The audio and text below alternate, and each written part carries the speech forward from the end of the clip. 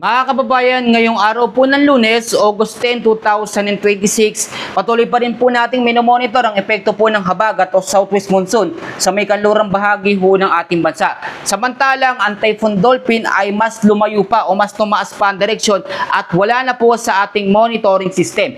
Pero may panibago tayong tropical depression na minomonitor ho dito ho sa labas ng ating PAR o Philippine Area of Responsibility. Lahat po yan ay aalamin natin, pero bago yan, huwag niyong kakalimutan na i-like at i-share yung ating update para mas marami ho makaalam sa latest weather update.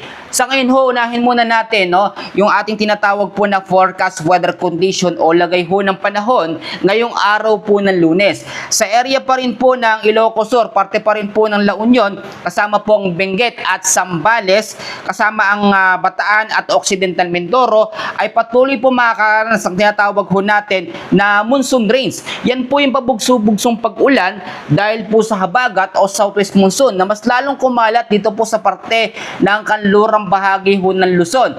Ngayon naman, sa area naman po ng Metro Manila, ito po sa area na yan, Metro Manila, the rest po ng Ilocos Region, kasama po ang nalalabing bahagi ng Cordillera Administrative Region, Nueva Vizcaya, Tarlac, Nueva Ecija, Pampanga, Batangas, kasama po ang Pampanga, ay patuloy po makakaranas ng tinatawag ho natin na occasional rains. Halos parehas din, tuloy-tuloy na mga pag-uulan dulot po ng habagat o southwest monsoon. Kaya yung mga low-lying area sa mga lugar ho na binanggit ko ay kinakailangan magdoble ingat po sa banta ng mga pagbabaha. Sa Negros Island region naman po, Western Visayas, Western Luzon, ay patuloy po makakaranas ng cloudy skies with scattered rains and thunderstorms dahil pa rin po sa patuloy na paglakas o patuloy na malakas na habagat diyan po sa kanlurang bahagi ho ng ating bansa. Ngayon i-explain ko sa inyong mabuti kung bakit may kasamang mga malalakas na hangin ito pong habagat o southwest monsoon diyan po sa kanlurang bahagi ho ng ating bansa.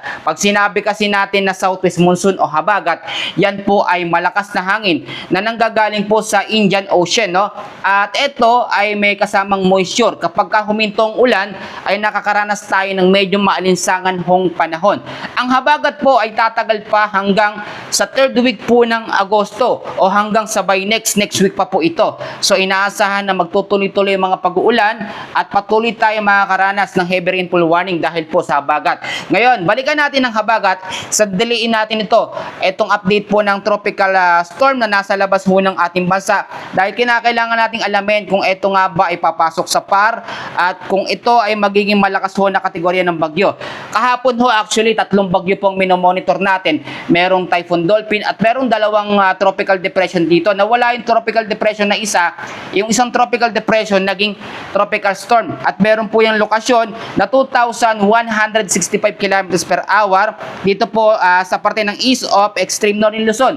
Tinataglay po ang hangin nito, itong mga ulap ho na yan, tropical storm po yan, na umaabot po sa 65 km per hour. Merong pagbugso naman na umaabot sa 85 km per hour.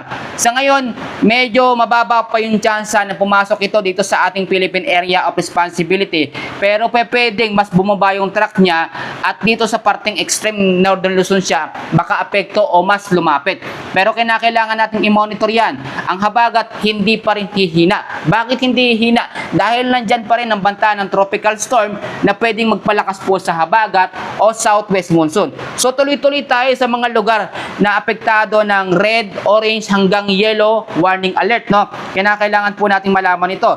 Ito po, ngayong hapon po ng Lunes, meron ho tayong red warning po, dito po sa may Benguet na aabot sa 200 mm sa dami ho ng pag-ulan. Kung mapapansin nyo, kahit ngayon po napakalakas ng mga pag-ulan pero tuloy-tuloy pa rin tayo sa balita. Meron naman tayong orange warning, 100 to 200 mm sa dami ng pag-ulan sa Ilocos Sur, La Union, Zambales, Bataan, parte ho ng Metro Manila, Rizal, Cavite, Batangas at Occidental Mindoro. Meron naman tayong yellow warning alert na nasa 50 to 100 mm na dami ho ng pag-ulan dito sa may Ilocos Norte, Abra, Pangasinan, Kalinga, Mountain Province, Ifugao, Nueva Vizcaya, Tarlac, Nueva Ecija, Pampanga, Bulacan, kasama po ang Laguna, nabanggit ko na ho, kasama ang Oriental Mindoro at ang Antique. halos parehas lang yung mga warning na ating mararanasan sa mga susunod po na mga araw. Sa Tuesday ng hapon hanggang sa Wednesday ng hapon, para parehas lang po yung mga lugar na makakaapekto ng mga pag-uulan. Kaya kinakailangan, low-lying areas, magdoble ingat dito sa parte ng Luzon, lalo sa Metro Manila.